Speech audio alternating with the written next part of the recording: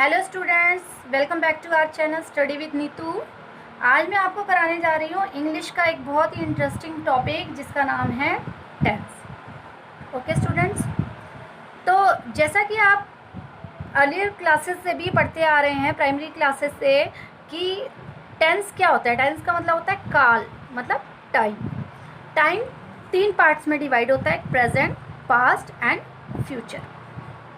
Present means जो time अभी चल रहा है, पास्ट जो टाइम बीत चुका है यानी कि वो हो चुका है, और फ्यूचर जो टाइम आने वाला है। ओके स्टूडेंट, तो मैं आपको बहुत ज़्यादा डिटेल में ना कराते हुए एक सिंपल व्यू में चार्ट के मीडियम से एक आपको ये फॉर्मेट समझाने जा रही हूँ जिससे ईज़िली आप इसको एग्ज़ाम में कर सको और सारे पॉइंट्स को आप मिक्स ना करो। ओके, तो इसके अंदर जितने भी ये तीनों पार्ट्स हैं, चाहे प्रेजेंट हो, पास्ट हो या फ्यूचर हो, हर किसी में आपने पढ़ा है कि उसके 4 पार्ट्स होते हैं।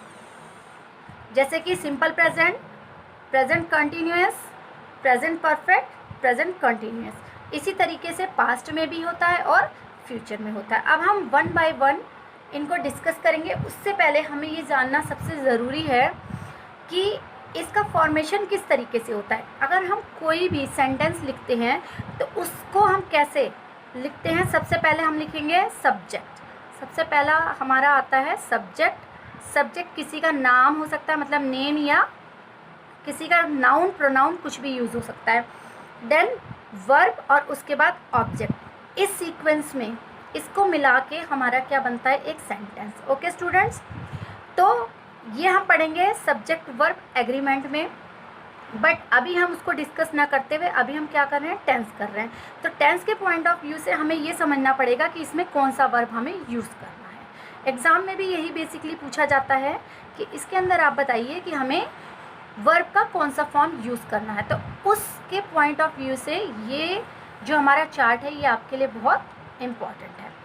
तो अगर कोई भी काम, कोई भी हैबिट अगर आपको शो करता है, अभी प्रेजेंट में आपको कोई भी हैबिट शो करता है, क्या शो करता है, हैबिट या यूनिवर्सल ट्रूथ, तो आप क्या यूज़ कर सकते हैं, वर्ब की फर्स्ट फॉर्म। ओके, अब इसके अंदर एक चीज़ हमें और ध्यान देना है। अगर सिंगुलर यूज़ हो रहा है, सिंगुलर में क्या आता है, ही, शी, इट और प्लस कोई भी नेम, तो उसके साथ हम वर्ब की फर्स्ट फॉर्म के साथ क्या यूज़ करते हैं, एस या ई एस।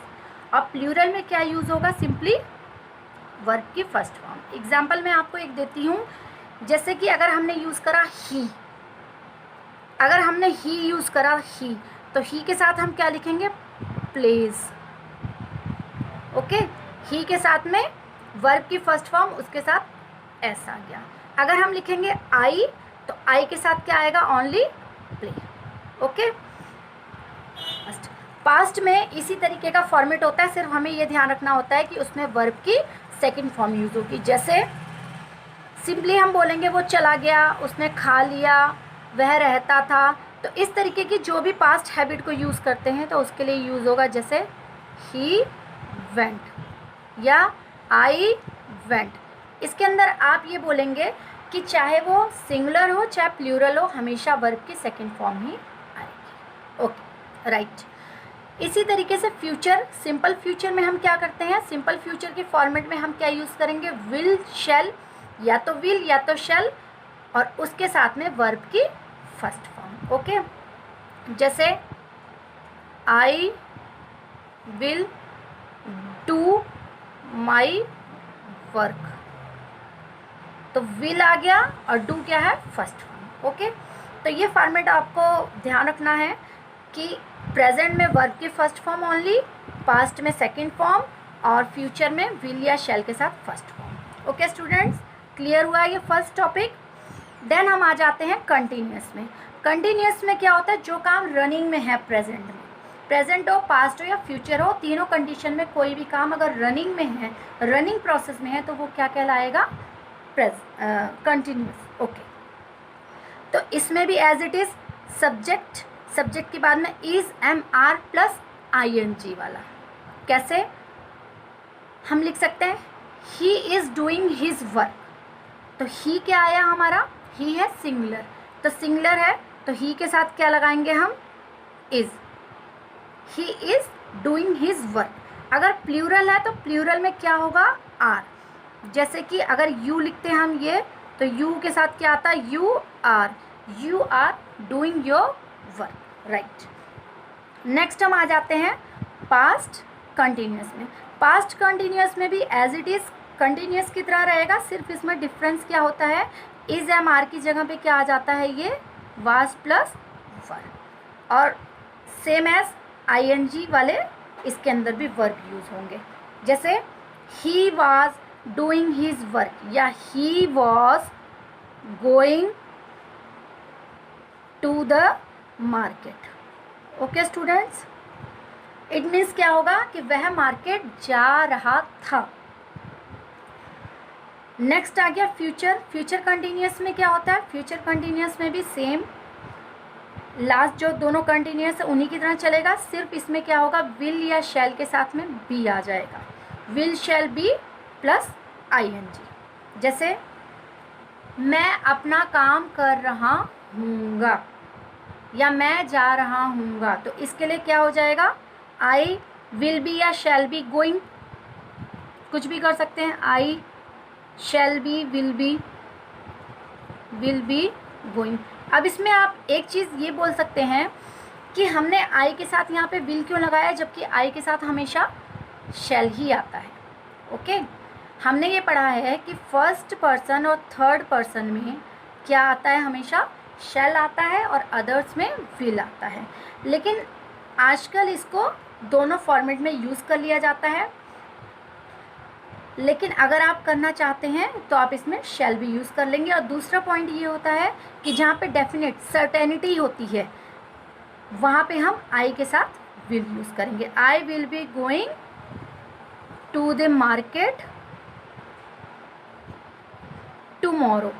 अब हम यहाँ पे पहचान के लिए क्या कर सकते हैं, टुमारो। टुमारो मीन्स कल, फ्यूचर में। जैसे यहाँ पे हमने किया था, अगर हम यहाँ पे लिख रहे हैं he was going to the market, तो यहाँ पे लिख सकते हैं यस्टरडे। तो यस्टरडे से हमारी क्या पहचान हो जाएगी कि ये क्या है, ये है हमारा past tense. Okay students, next में हम आ जाते हैं परफेक्ट। परफेक्ट में हम क्या कर सकते हैं, परफेक्ट में भी एज इट इज़ ऐसा आएगा, पहले सब्जेक्ट, सब्जेक्ट के बाद में हैज़ या हैव प्लस वर्ब के थर्ड फॉर्म। इसमें आपको क्या ध्यान रखना है, सिर्फ हैज़ या हैव प्लस वर्ब की थर्ड फॉर्म। इसमें क्या होता है, जस्ट अभी काम आपने कंप्लीट किया है कोई भी, जैसे आप बोलते हैं I have done my work, तो इसका मतलब जस्ट अभी आपने ये फिनिश किया है। ओके, पास्ट में क्या होता है, पास्ट में होता है हैज़ हैव की जगह पे क्या आ जाएगा, had. I had done my work yesterday, मैंने अपना काम फिनिश कर लिया था। ओके, और नेक्स्ट फ्यूचर में अगर आएंगे हम, तो फ्यूचर में हमारा क्या आ जाएगा, विल शैल, विल या शैल दोनों में से कोई भी, प्लस हैव प्लस वर्ब की थर्ड फॉर्म। ओके स्टूडेंट्स, अब हम आ जाते हैं फोर्थ। फोर्थ जो कि इन दोनों के मिक्सचर से बना है, किसके, एक परफेक्ट प्लस कंटिन्यूस, कि इसके अंदर, इसको करते टाइम हम ये देखेंगे कि इसके अंदर दोनों के फीचर्स है, कंटिन्यूस के भी हैं और परफेक्ट के भी हैं। तो कंटिन्यूस का क्या आ रहा है, कंटिन्यूस का आएगा आईएनजी वाला फॉर्म, ठीक है, और परफेक्ट का क्या आ रहा है, हैज़ हैव प्लस साथ में क्या आ जाएगा, बीन। तो इसमें हो जाएगा subject plus has have been plus ING. Okay, past में अगर हम करेंगे तो सब्जेक्ट के साथ क्या आता है, हैड बीन, मतलब कि हैज़ हैव की जगह क्या यूज़ हो जाएगा, हैव बीन प्लस आईएनजी वाला सेम फॉर्मेट। अगर फ्यूचर हम करते हैं तो फ्यूचर में क्या होगा, विल शैल के साथ have plus been plus ING. Okay students, तो आई होप आपको ये फॉर्मेट समझ आ गया होगा, और आप चाहे तो इसको नोट डाउन कर सकते हैं, और करने के बाद में आपको ये चार्ट, अगर आप 2-3 बार इसको प्रैक्टिस करते हैं, ध्यान से देखते समझते हैं, तो आपको ये अच्छे तरीके से फॉर्मेट माइंड में सेट हो जाएगा, और आपको एग्ज़ाम में करने में इसको कोई भी प्रॉब्लम नहीं होगी, और आपको ये ज़्यादा सोचना नहीं पड़ेगा कि कहाँ पे क्या चीज़ आना है। तो students, thanks for watching my video. And आपको जो भी इसके अंदर प्रॉब्लम हो तो आप मुझे कमेंट सेक्शन में लिख सकते हैं, और मेरे वीडियो को please like, share, subscribe and comment ज़रूर करें।